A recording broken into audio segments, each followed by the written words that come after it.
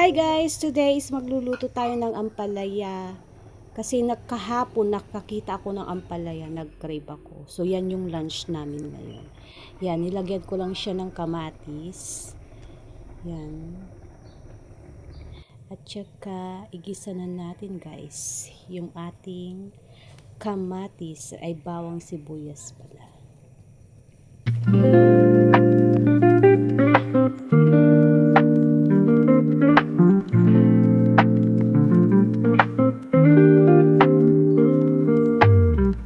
Ginisa ko lang yung bawang, saka nilagay ko na yung kamatis para igisa. And then,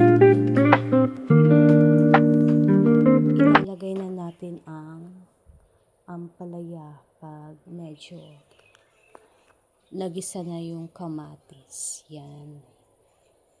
Masarap ang ampalaya, lalo na pag hindi siya mapait.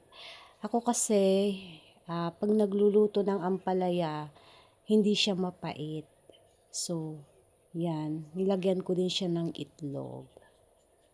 So, ang sekreto pala, para hindi mapait yung ampalaya nyo is, huwag nyo siyang laging hahaluin. Hayaan nyo lang siya para hindi siya mapait.